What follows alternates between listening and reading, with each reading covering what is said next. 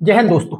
आज की क्लास हमारी भारतीय नागरिकों की, भारतीय सीमा की, भारतीय सैनिकों की, इस पर चर्चा करेंगे कि कौन सी एजेंसी कहाँ सुरक्षा देती है, कौन से देश की सीमा पर हमारा कौन सा सुरक्षा बल तैनात रहता है, देश के बाहरी खतरों और आंतरिक खतरों से भारतीय नागरिकों को, भारत देश को कौन सुरक्षा प्रदान करता है। इन सारी चीजों पर हम लोग चर्चा करेंगे। इसमें सुपर 20 ऐसे एजेंसियां हैं, ऐसे अर्धसैनिक बल, ऐसी सेनाएं हैं जो मैं सम्मिलित किया हूं। हम लोग इस पर चर्चा करेंगे कि सबसे ज्यादा हम लोगों के लिए महत्वपूर्ण इसलिए बन गया है क्योंकि अभी वर्तमान में आप लोगों ने बांग्लादेश विवाद देखा होगा, तो उस पर सैनिक गतिविधियों, जो सैनिक या अन्य अवैध घुसपैठियां हैं, तो उन लोगों को निगरानी के लिए सबसे ज्यादा अतिरिक्त हमारे बीएसएफ के जवान तैनात किए गए। तो हम लोगों को एक छोटी छोटी जानकारी क्या रखनी है कि किस देश की सीमा पर कौन सा बल तैनात किया जाता है, किसके अंतर्गत आता है, और इसकी स्थापना कब की गई थी, और इसकी स्थापना किस उद्देश्य से की गई थी। तो ये छोटी छोटी जानकारी, और हमारी तीनों जल, थल और वायु सेना की स्थापना क्यों, ये इसका दिवस कब मनाया जाता है, ये दिवस क्यों मनाया जाता है, ये हम लोग थोड़ी थोड़ी जानकारी, क्योंकि एक दो इसमें से क्वेश्चन पूछ लिए जाते हैं फैक्ट के रूप में, तो मैं नहीं चाहता कि हमारे 15-20 मिनट की क्लास में ऐसे हम लोगों से एक दो साधारण प्रश्न पूछ लिया है। और इसलिए साधारण प्रश्न इसलिए आप लोगों से बनना चाहिए, मेरा पहले थोड़ा समझ लेना क्यों बनना चाहिए। साधारण प्रश्न यदि आपसे बनते हैं तो कोई आपने ज्यादा अच्छा काम नहीं किया है। यदि आपसे साधारण प्रश्न, नॉर्मली जो प्रश्न सबसे बन जाते हैं, यदि आपसे नहीं बनते हैं तो आप उस भीड़ से भी पिछड़ रहे हैं जो अभी वर्तमान में भीड़ चल रही है परीक्षा या नौकरी के लिए, रोजगार के लिए, तो आप उससे भी पीछे हैं। तो आपसे इतनी कोशिश जरूर करना आप लोगों को कोई साधारण प्रश्न तो आपको हर हाल में आपसे बनना चाहिए, और ये छोटी छोटी वैसे जितनी इंफॉर्मेशन है वो आपको आना चाहिए। छोटा, यदि कोई भी ऐसा इंटरव्यू में भी छोटा सा सवाल पूछ लिया जाता है जिसका कोई कारण हो और वो घबराहट में नहीं बता पाता हो, कहीं उसी वजह से उसका ऐसा हो जाता है, कभी कभी जो ज्यादा महत्वपूर्ण फैक्ट हो वो आपसे ना बनता हो तो सिलेक्शन रुक जाता है। तो हमको छोटी छोटी चीजें बड़ी सतर्कता से पढ़नी है, और बिल्कुल किसी घबरा, मैंने जो आप लोगों से बोला था, कोई किसी को टेंशन नहीं लेने, मैं आपके हिसाब से नहीं चलाऊंगा, मैं अपने हिसाब से क्लास लूंगा। और कौन कौन सी ज्यादा महत्वपूर्ण मुझे क्लास लेनी है आपकी, लगभग 30 से 35 करंट प्लस जी के, 30 से 35 में 50 में से लगभग 10 से 15 संभावना इस बार साइको के प्रश्नों की है, और 30 से 35 प्रश्न लगभग जी के करंट की आएंगे। तो जी के करंट की 35 क्लास में मैं टारगेट बनाया कि हर क्लास से लगभग मेरा एक प्रश्न आना चाहिए, और वो आपसे एक एक क्लास में से एक एक प्रश्न यदि आ जाता है तो आराम से 30 से 35 आ जाएंगे। तो टारगेट के हिसाब से मैं अपना चलूंगा। तो आप लोग कृपया, और एक बात और, यदि किसी को फॉर्म वॉर्म डालने में यदि कोई जो हमारी स्नातक की डिग्री है क्या लगती है क्या नहीं लगती है, यदि किसी को जानकारी चाहिए होती है तो कमेंट में कर दिया करें। और जिसको भी जानकारी यदि है,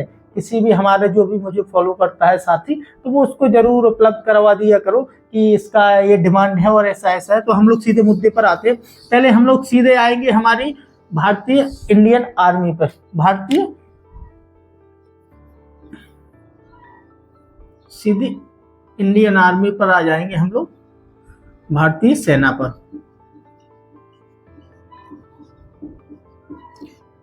भारतीय सेना की स्थापना हम लोग एक एक चलते चलेंगे। पहले तो तीनों सेनाओं का प्रमुख जो हमारे वर्तमान राष्ट्रपति होते हैं, आप लोगों को सबको जानकारी है, मुझे बताने की जरूरत नहीं है।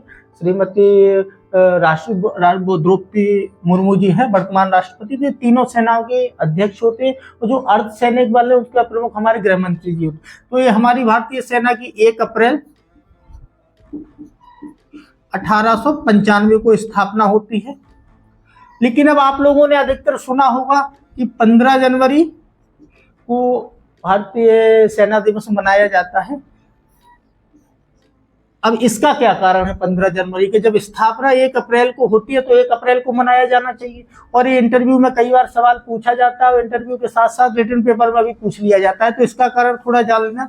जैसे ही हमारा भारत देश आजाद हुआ तो 47 में तो आजाद हो गया, लेकिन आर्मी की कमान अभी ब्रिटिश अधिकारियों के पास में आई थी। लेकिन 15 जनवरी 1949 को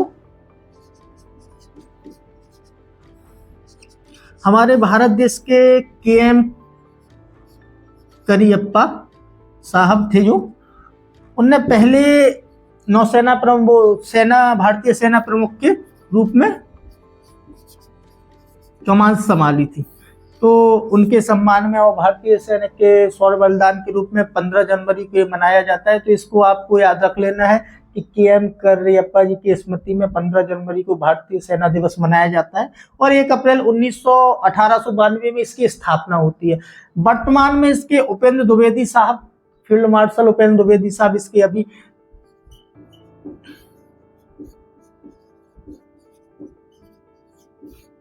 सेना प्रमुख हैं। तो ये 3 चीजें आपको याद रखनी है और किसी ना किसी रूप में आपको एक चीज जरूर पूछी जा सकती है। तो हम लोग धीरे धीरे आगे चलते चलेंगे। भारतीय सेना हो गई, अब हम लोग नौसेना की स्थापना देख लेते हैं। भारतीय नौसेना की स्थापना होती है 26 जनवरी 1950 को।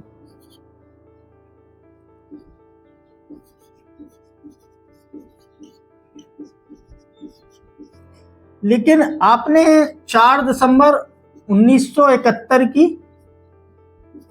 एक घटना सुनी होगी। नौसेना दिवस आखिर मनाया कब जाता है, ये आपने प्रश्न ज्यादा सुना होगा कि नौसेना दिवस कब मनाया जाता है और क्यों मनाया जाता है।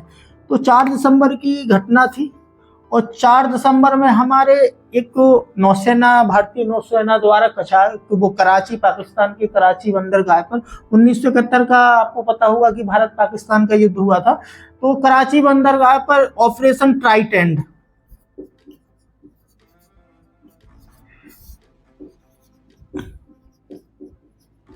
भारतीय नौसेना ने चारों तरफ से कराची बंदरगाह को घेर कर उसको ध्वस्त कर दिया था। तो इसकी विजय के उपलक्ष्य में 4 दिसंबर को हमारा भारतीय नौसेना दिवस मनाया जाता है। तो रीजन आपको याद रहे तो ठीक है, नहीं तो ये डेट जरूर याद रखना है। एक एक फैक्ट में ये पूछ ली जाती हैं छोटी छोटी जानकारियां। अब हम लोग जल्दी जल्दी बढ़ेंगे क्योंकि हम लोगों के पास कम से कम 20 ऐसी चीजें हैं जो आप लोगों को बताना बहुत जरूरी है। और इसके प्रमुख दिनेश कुमार त्रिपाठी जी हैं।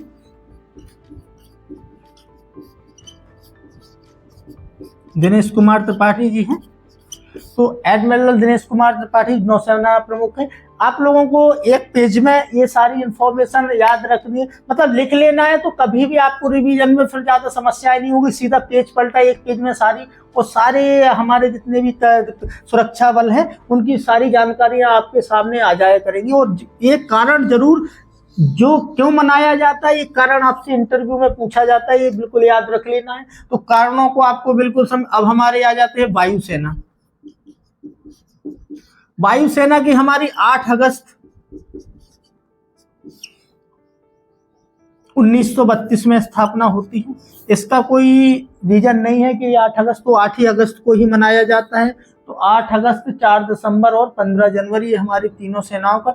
और ये इसके हमारे AP सिंह साहब हैं, अमरप्रीत सिंह इसका फुल फॉर्म है।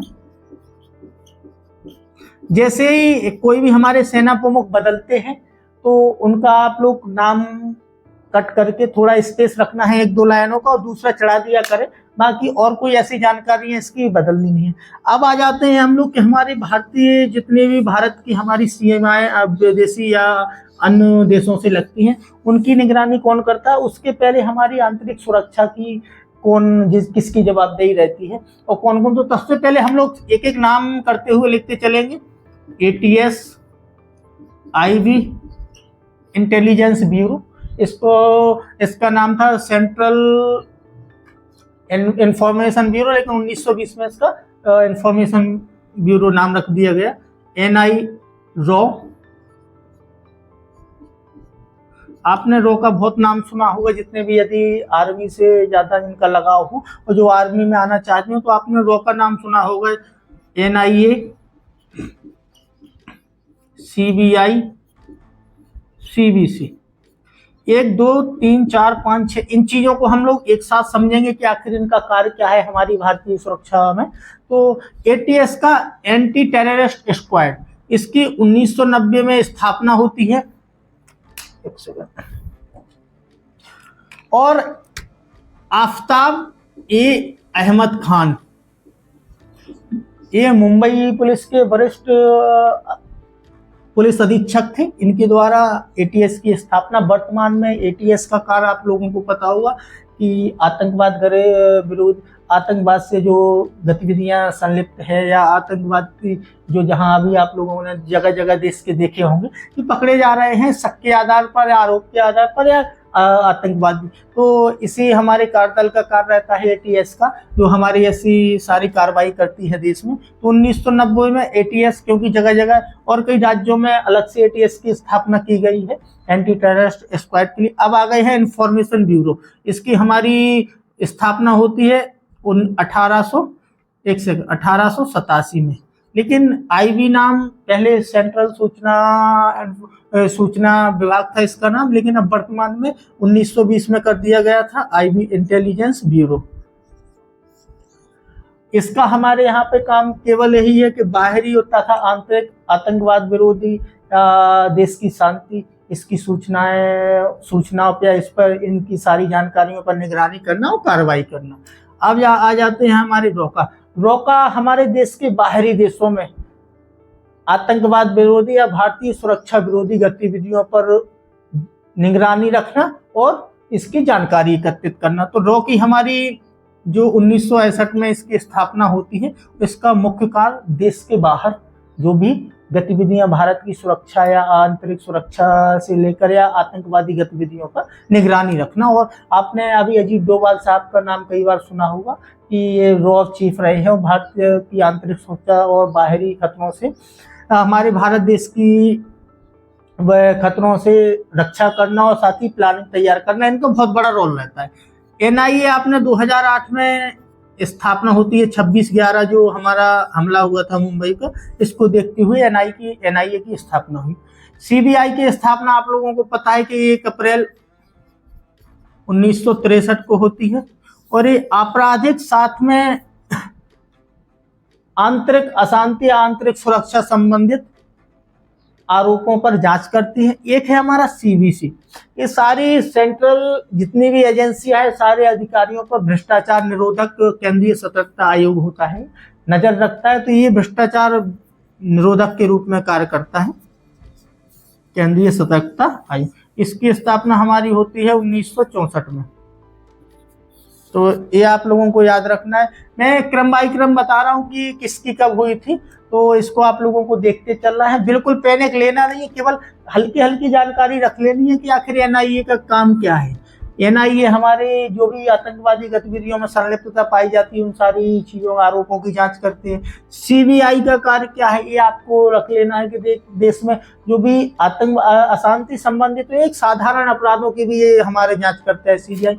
रॉ का बाहरी सुरक्षा में, आईबी का आंतरिक सुरक्षा में, एटीएस का आंतरिक जो भी आतंकवाद गतिविधियां, तो छोटी छोटी जानकारियां आप लोगों को समझ लेनी है, कोई बिल्कुल टेंशन नहीं लेना। अब हम लोग आ जाते हैं अर्धसैनिक बल और हमारे बच गए हैं, तो 12 अर्धसैनिक बलों की बात छोटी छोटी कर लेंगे हम लोग कि कौन सा अर्धसैनिक बल किस सीमा पर तैनात है, इसकी स्थापना कब हुई थी। ये हम लोगों को सबसे ज्यादा महत्वपूर्ण है कि कौन से देश की सीमा पर कौन से अर्धसैनिक बल की तैनाती रहती है, ये हमको ज्यादा महत्वपूर्ण चीज है। तो ये हम लोग धीरे धीरे बात करें। पहले तो आरपीएफ, ये आपने नाम सुना होगा, रेलवे प्रोटेक्शन फोर्स। ये हमारी भारतीय केंद्र की जो रेलवे है, रेलवे मंत्रालय, वो केंद्र सरकार के अधीन कार्य करता है। ये रेलवे मंत्रालय के अधीन नहीं कार्य करता है, ये केंद्र सरकार के अधीन कार्य करते हैं। ये हमारी अर्धसैनिक बल है जो 1957 में इसकी स्थापना हुई कि जो हमारे से जो भी रेल की संपत्ति है इसकी सुरक्षा और साथ में संपत्ति के साथ साथ रेल यात्रियों की सुरक्षा प्रदान करना। दूसरा आता है हमारा आईटीबीपी,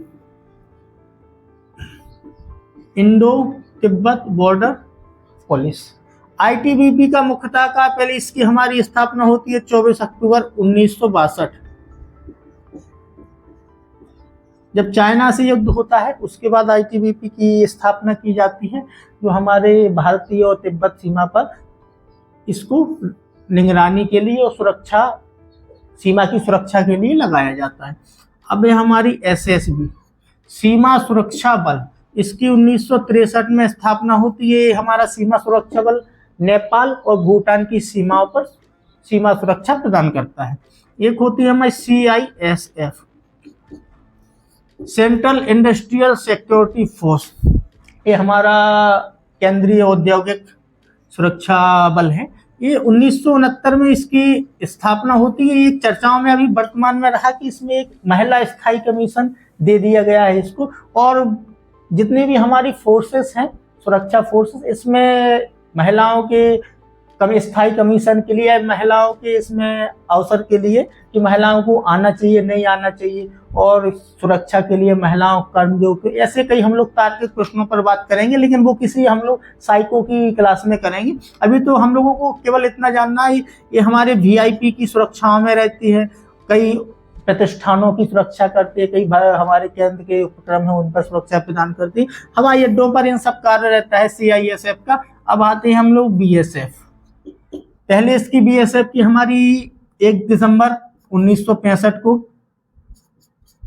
स्थापना होती है। बीएसएफ का मुख्यतः कार्य जो हमारा पाकिस्तान और चाइना के युद्ध हो चुका था, तो बीएसएफ को हमारी पाकिस्तान और बांग्लादेश की, इसको जरूर याद रखना, पाकिस्तान बांग्लादेश की सीमा पर निगरानी के लिए रखा जाता है बीएसएफ को। आर्मी का मुख्यतः कार्य असाधारण परिस्थितियों से, बाहरी खतरों से भारत देश की सुरक्षा करना है, ना कि किसी बॉर्डर की निगरानी करना। ये जिनको भी ना पता हो वो अच्छी तरह से इसको समझ लेना है। ना तो नौसेना हमारी जितने भी जलीय सीमा है उसकी सुरक्षा करती है, इसमें एक तटीय रक्षक बल को इंडियन कोस्ट गार्ड रहता है, वो सुरक्षा करता है। सभी जितनी भी सीमाएं हैं उसकी हमारे अर्धसैनिक निगरानी और रक्षा का दायित्व उन पर। अब इसके अलावा यदि कोई समस्या आती है, कोई बाहरी खतरा, युद्ध, तो फिर आर्मी को ऐसी असाधारण परिस्थितियों में लगाया जाता है। ऐसे ही आंतरिक सुरक्षा, जब कोई अर्धसैनिक बलों के द्वारा ना हमारा निपटाया जा सके तो फिर आर्मी को उस समय कॉल किया जाता है। आर्मी का मतलब ये समझ लेना है कि तीनों सेनाओं में किसी का भी सहयोग लिया जाता है। तो बीएसएफ का हम लोग समझ चुके हैं 1965 की स्थापना किस किस उसमें इसकी ड्यूटी लगाई जाती है। अब आ जाते हैं हम लोग आईसीजी, इंडियन कोस्ट गार्ड। इसकी स्थापना होती है 1978 को। ये भारतीय जितनी समुद्र तटीय सीमा है उसके पर्यावरण, कई तटीय घटनाएं, बचाव कार्यों में, इन सब में इसका निगरानी का कार्य रहता है। नौसेना का कार्य अलग है। आप लोगों को मैंने नौसेना बताई दिया है, और नौसेना ये तीनों का कार्य बताए थे, ध्यान रखना। एक होता है एनएसजी, नेशनल सिक्योरिटी गार्ड। ये 1984 में आप लोगों को पता है कि जब हमारी उस समय की वर्तमान श्रीमती इंदिरा गांधी जी पीएम थी, उस समय उनका जब हत्या हुई तो हिंदू सिख दंगों का बहुत तो बृहद रूप ले लिया था उस समय की इस घटना ने। तो उस समय हमारे वीआईपी और विशेष तौर पर पीएम की सुरक्षा के लिए इनका स्थापना किया गया था। तो आप लोगों को याद रखना कि 1984 में ये हमारी सारी चीजें निपट गई हैं। 2 चीजें और हम लोगों को याद रखनी है, 2। एक है असम राइफल और एक है हमारा सीआरपीएफ। असम राइफल का मुख्य कार्य हमारा पूर्वोत्तर भारत में जो म्यांमार और चाइना की सीमाओं पर सुरक्षा प्रदान कर, सीमा की निगरानी और सुरक्षा है, इसकी स्थापना हमारी होती है 1935 में ये, और सीआरपीएफ की होती है 1939 में। ये दोनों और आप लोगों को याद रखना। सीआरपीएफ का पता होगा आपने कि आंतरिक सुरक्षा के लिए, जैसे नक्सली, उग्रवाद, ऐसी कई घटनाओं में चुनाव संपन्न होते हैं, कई चुनाव के बाद कई लोगों को सुरक्षा दी जाती है, वीआईपी को, तो इन नेताओं को भी इनकी ड्यूटी लगाई जाती है। तो 1939 में हमारी सीआरपीएफ की स्थापना होती है, और असम राइफल पूर्वोत्तर भारत की म्यांमार और चाइना में देखो आईटीबीपी भी सुरक्षा दे रही है, और म्यांमार। अब हमारे 2 और बच गए हैं जो हम लोगों को जानकारी बहुत जरूरी है। एक है राष्ट्रीय राइफल, 1990 में इसकी स्थापना होती है राष्ट्रीय राइफल की। ये जम्मू कश्मीर में आतंकवादी विरोधी गतिविधियों के लिए एक स्पेशल सेल है जिसमें आर्मी के जवान रहते हैं। राष्ट्रीय राइफल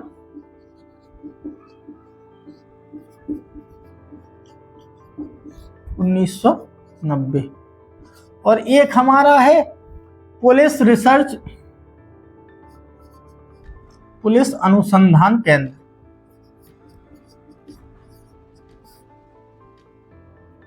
पुलिस ब्यूरो ऑफ अनुसंधान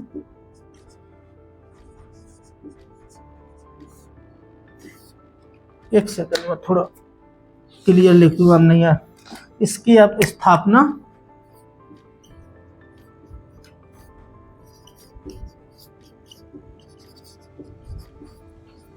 एवं रिसर्च 1970 में होती है और ये पुलिस के बेहतर के लिए आधुनिकीकरण के लिए इसका मुख्य कार्य पुलिस का आधुनिकीकरण है। तो इन सारी चीजों को आपको याद रख लेना है एक एक फैक्ट के रूप में। शायद संभावना सबसे ज्यादा है कि कब मनाया जाता है, इसमें कंफ्यूजन है, इसलिए ये पूछ लिया जाता है। दूसरी संभावना है कि हमारे अर्धसैनिक बल और ये सारे केंद्र सरकार के जो हमारे केंद्र सरकार के अंतर्गत गृह मंत्रालय आता है उसके अंतर्गत आते हैं ये सारे हमारे अर्धसैनिक बल। सेनाएं वर्तमान राष्ट्रपति जी के अंतर्गत आती है। तो आपको पता है कि हमारे वर्तमान राष्ट्रपति कौन है और वर्तमान गृह मंत्री कौन है। आप लोगों को पता ना हो तो श्रीमान अमित शाह साहब हैं अभी वर्तमान में गृह मंत्री। और रक्षा मंत्रालय के अंतर्गत तीनों सेनाएं आती हैं तो इनका आपको पता होगा कि रक्षा मंत्री कौन है। तो इन सारी चीजों को आपको याद रखनी है एक एक फैक्ट के रूप में। कोई भी फैक्ट से या इंटरव्यू में भी ऐसी थोड़ी चर्चाएं हो जाती हैं, आपका जो बेसिक ज्ञान है उसको चेक करने के लिए। ठीक है, धन्यवाद।